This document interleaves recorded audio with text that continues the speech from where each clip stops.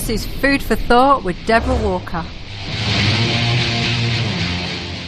You're listening to Natural Health Radio. This is Deborah Walker and I'm with Max Tuck, aka the Raw Food Scientist. She's a vet and we're going to talk today a little bit about what she's currently reading because she's our science guru now. So hi Max, how are you doing? I'm very well, thanks. Just come back from my morning run, so feeling good, feeling energised. Oh, you're making us all feel really bad. Oh, you're too fit. And if anyone's not gone and had a look at Max's website, you should. You know, she's 50 and quite frankly, she looks about 30. She puts us all to absolute shame. So, and she tells us every time she comes on how she does it. Now, Max, you've sent me some links which make it clear you've got your head stuck into the science of bone building. And I'm assuming you're updating your book on osteoporosis. Is that right? That is right, yes. Hot on the heels of my most recent book, which was published in March of this year, The Whole Body Solution. I've actually been asked by my publisher to write some more about bone health. So I did write a book in 2011, which was quite niche, it has to be said. It's called Top 10 Raw Food Tips for Osteoporosis. So basically it does what it says on the tin. But I wanted really to make it a little bit more mainstream.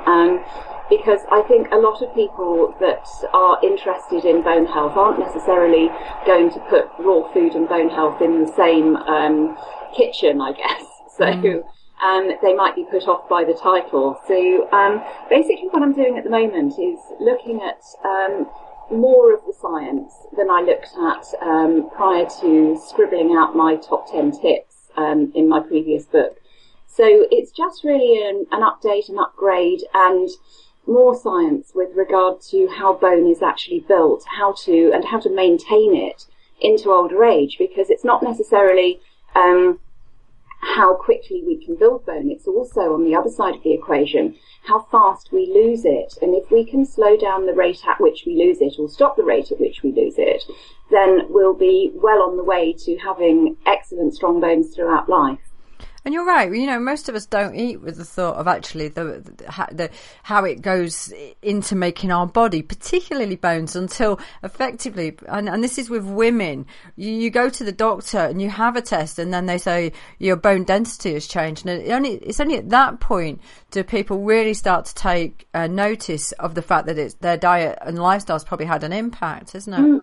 Exactly, and one of the ways that I look at it is that we tend to ignore our bones because we can't see them. And I think if we had an exoskeleton, in other words, if we wore our bones on the outside of our bodies like insects do, we'd probably take a lot more interest in them. And it's like our skin, for example. It's people pay an awful lot of attention to their skin, but they ignore what's underneath. So I like to get people thinking about their bones because I think they deserve as much love as the rest of our bodies. And in some respects we do, though, don't we? We do have a good indicator of what's going on with our bones because our teeth are quite similar in some respects, aren't they? Exactly. I mean, obviously our bones don't contain enamel, which is the hardest substance on the planet, really, or one of them. But what's underneath is very definitely closely related to bone health. And all we have to do is look at whether we've got gum recession, for example, and that will give us an indication of what the health of our jaw is like, and whether we have any dental disease as such. That actually has an impact on the strength of the jawbone. So if our teeth are starting to move around in their sockets, or if we're starting to lose teeth, it's an indication that the bone underneath is not as healthy as it ought to be. And so as a result of that, that could almost be considered to be a bit like a window into the rest of the body. Now, from your perspective, what are the key issues around bone health that we need to be aware of? Well, I think there's a bit of a myth connected with bones, isn't there? And that myth would be the calcium story. And it's all we ever hear about in relation to bone health. But one of the things that I really like to put forward is that calcium is only part of the big picture. Because there are probably about 17 different nutrients that we know have an impact on the health and strength of our bone tissue, and also our softer tissues in the body, such as tendons and ligaments, because they're made in some respect of quite similar elements to our bone structure, although obviously they're not as hard. And so I think one of the most important things I would say is is that it's not all about calcium and it isn't all about vitamin D, but certainly with people that I'm speaking to or been speaking to recently who've come to me for advice about their bone health, they're talking about, oh, well, I've been to have a bone scan and my doctor has said that I need to take this drug and I need to take calcium and vitamin D. But that's two of them. We need also to remember that there are many other nutrients that are involved in the health of our bones, and we cannot ignore all of the others and just focus on vitamin D, which is a hormone really rather than a nutrient, and calcium, which in most cases is given to us in a form that hasn't got the best availability for the body to utilise and absorb. So I would say that exercise is very overlooked. Hormones are incredibly overlooked, and estrogen is one of the things that we hear about in relation to bone health. But there was a scientific paper published as long ago as 1990 which said that progesterone is actually a lot more important, and just by focusing on estrogen, we're not going to anticipate to be able to build bone once menopause has occurred. So that is something that I think really needs a little bit of updating. And medical texts back in the 90s were saying that estrogen is not the whole story.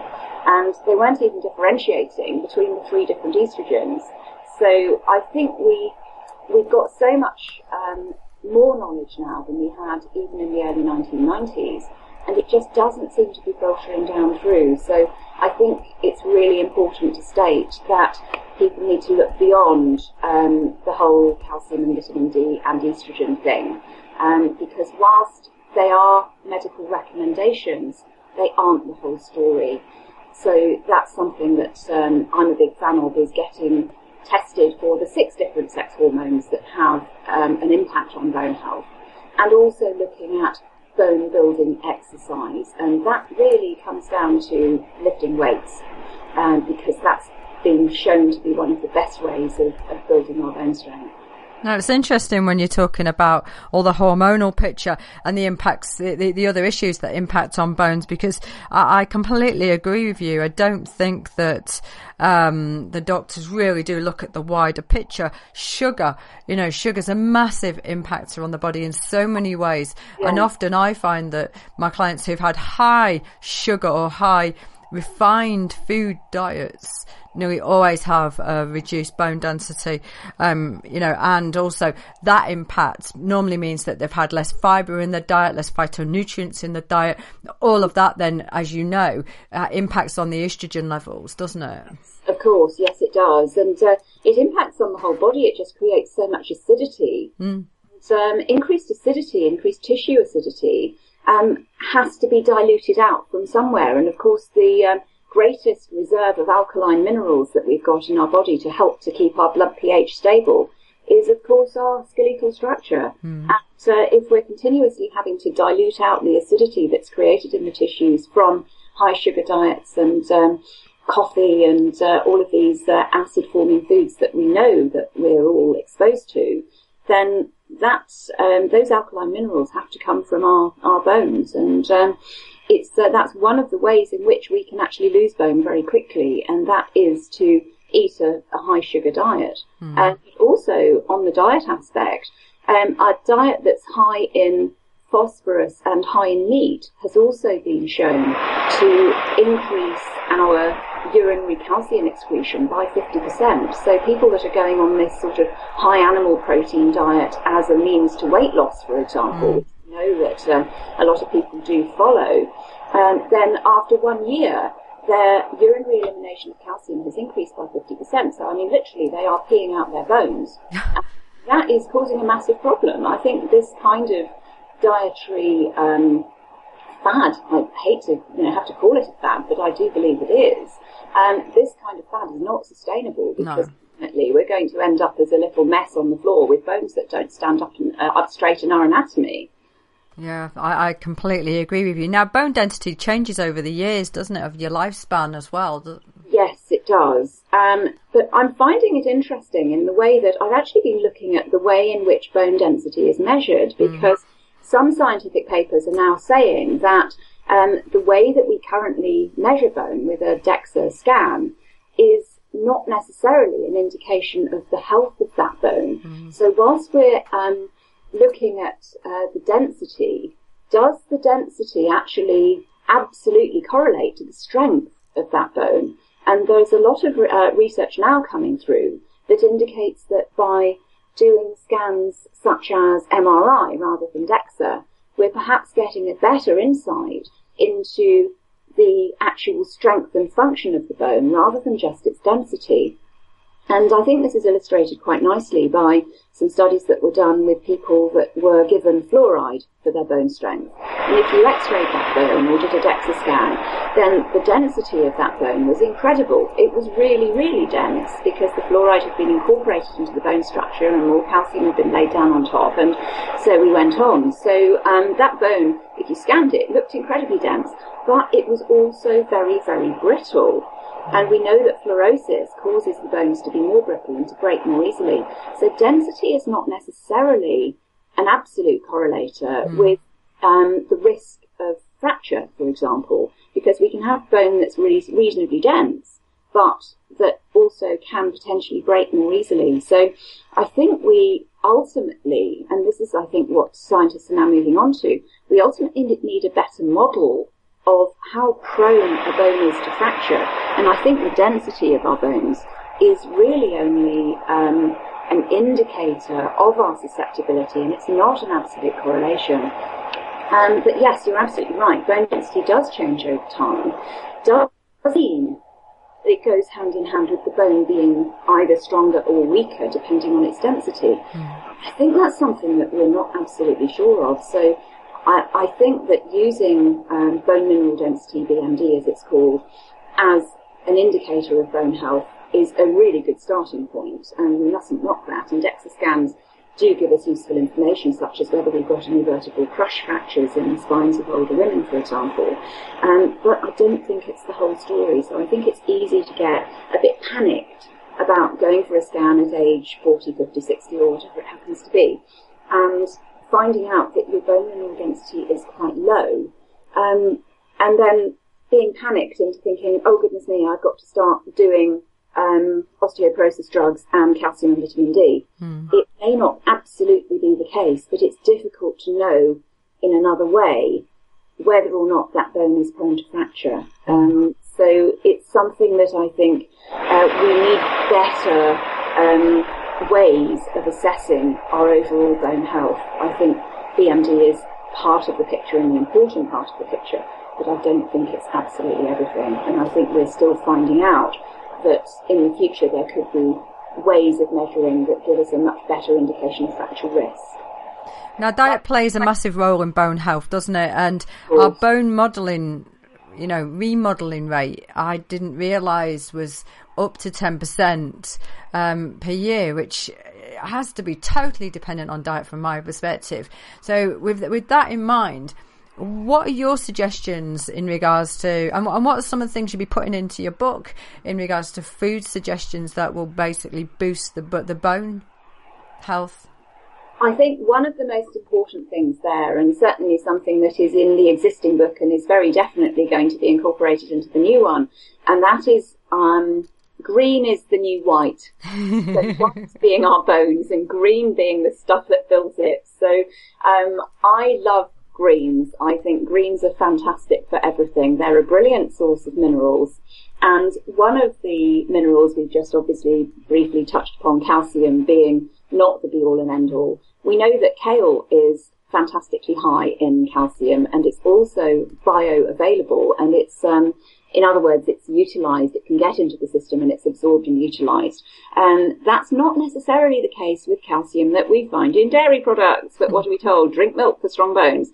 So white is milk and white is bones, but the two, in my opinion, don't go together. So green is the new white as far as I'm concerned. Now, the other important thing about bone and minerals is that magnesium is often very much overlooked, but we know that we need magnesium to help actually drive the calcium into the bones as well.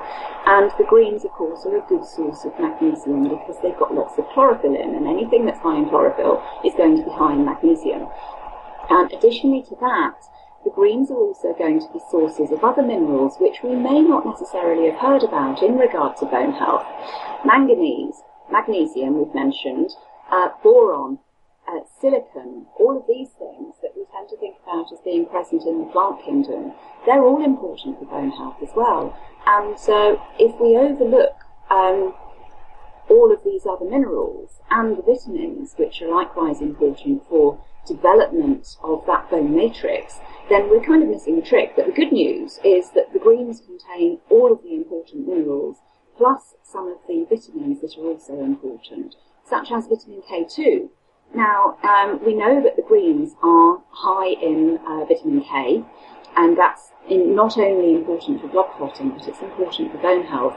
But it's two different vitamins. Vitamin K1 is the one that's important for blood health and vitamin K blood clotting. Vitamin K2 is the one that's more important for bone health.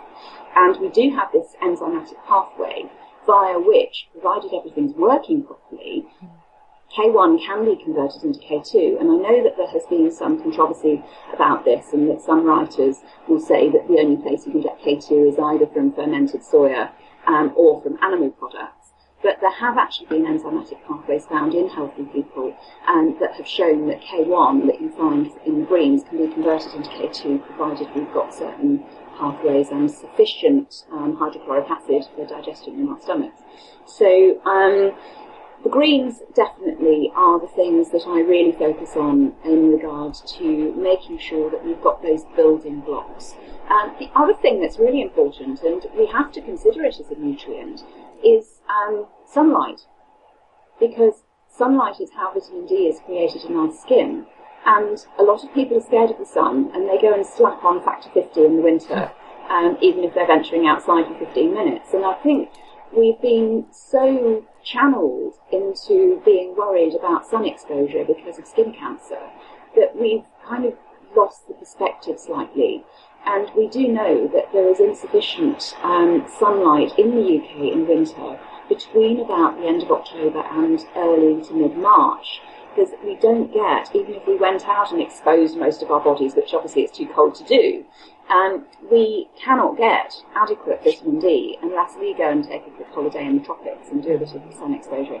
So vitamin D is a nutrient that, particularly if you're on a plant-based diet, you want to be thinking about. And it is a supplement that I personally use in the winter, because despite the fact that I like going on holiday into the tropics in the winter to escape the darkness of the UK, I've actually been tested to be quite low in vitamin D at the end of the winter, which surprised me. So I would have thought that with my particular diet, lifestyle, etc., I would be fine. But vitamin D is important, and if you're not getting enough sun, and if you're on a plant-based diet, then I think it is important to get tested if you think you might be low, and get supplementing. So those are some keys, but absolutely bones are built from not only what we eat, but also how we use our bodies. And speaking as somebody that likes running, it's really important to think of exercise as a nutrient, because it's the forces that are applied to our bones that actually are some of the most important triggers for making them grow. And in disuse, what actually happens if we don't use our bones, we can start to lose bone density in our spines after 3 days of bed rest.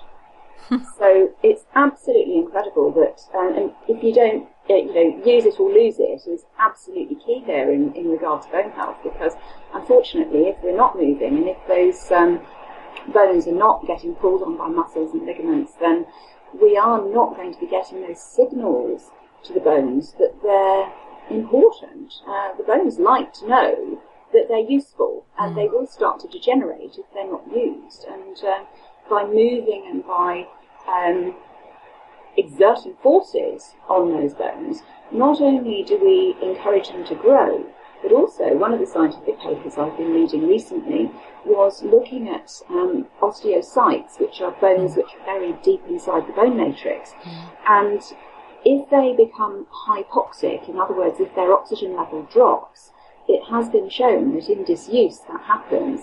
That actually triggers a reaction that leads to bone resorption. And we're not quite sure, the scientists are still not quite sure by what pathway that happens. But it's via a mechanism that seems to affect our genes. So it's really important that not only do we exercise to actually exert those forces on our bones, but by exercising, of course, as we know, we improve the blood flow to every part of the body. So I don't know whether anybody's actually looked into this, and this is something that I've kind of got this little bit of a theory about, but that would be, if we start to look at people who are exercising, is it the exercise itself that isn't necessarily making the osteocytes do what they do and lay down new bone or trigger the bone formation process? But is it the fact that they're receiving more oxygen because there's better blood flow from exercise? I don't know if anybody's looking into this, but I find this kind of potential completely fascinating, because if there's a better way of oxygenating our bodies without necessarily having to do a huge amount of exercise, then could that help people that have concerns about their bone density and their bone health? Who knows what we're going to discover in the future, but I just found that correlation, that the drop in oxygen into the osteocytes, quite interesting. And can we oxygenate them in another way to prevent this bone resorption process? Who knows?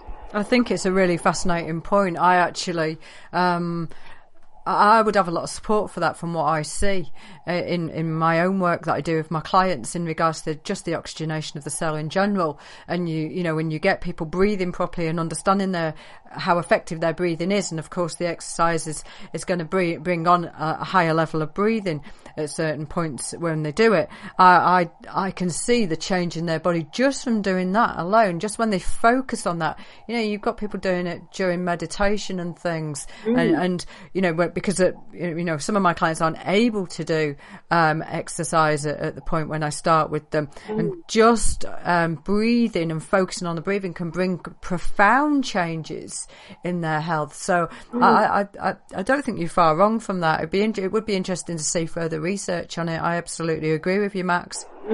Yeah, I don't know that I'm the person to do the research. I'd love it if somebody started to study that. I think that would be fascinating. And you mentioned with the meditation and the breathing, that's so important as well from another aspect, which is really key to bone health, and that is stress. Yeah. Because by reducing stress, we drop our cortisol levels in the body. And another little thing on my reading list has been the effect of glucocorticoids, in other words, our stress hormones, on how they actually work to diminish bone strength. And we do know that people that are taking oral steroids do have a higher risk of osteoporosis because their bone strength is affected. Likewise, people that are real stress heads just seem to have low bone density. They do go together. And certainly one of the chapters in the old book was about, I think I called it Chill Out and Let Go, the fascinating world of stress and hormones. It was something like that.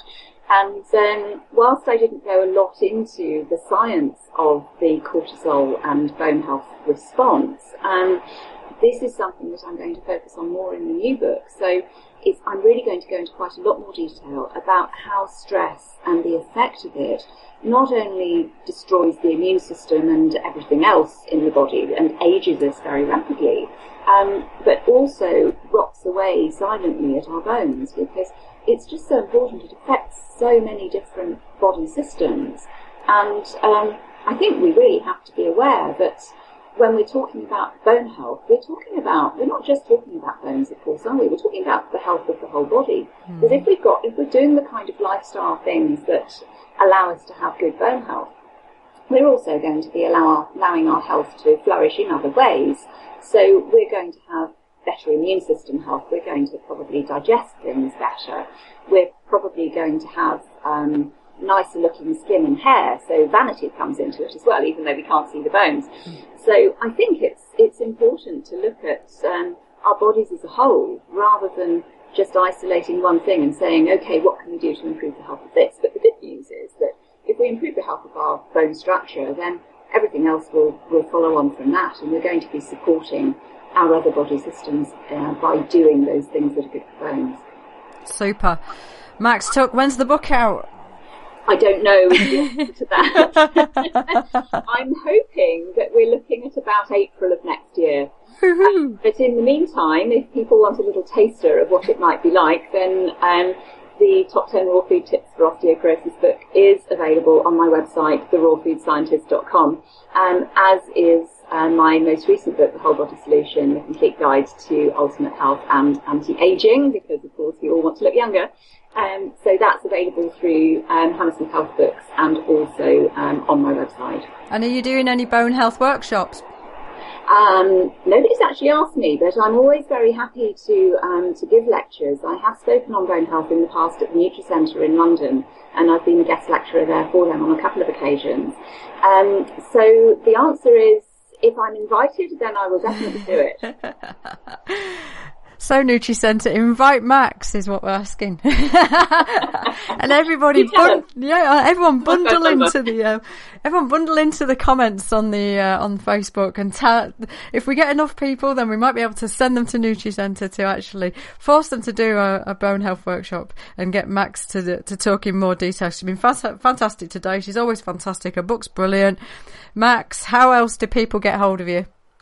They can contact me via my website, therawfoodscientist.com, or alternatively through email. That's usually the quickest way to get hold of me, and that is just Max, M-A-X, at therawfoodscientist.com. Thank you very much. As I've learnt today, green is the new white. Green is the new white. And absolutely. You've given us food for thought about our bone health. Thank you very much. Pleasure to talk to you as always.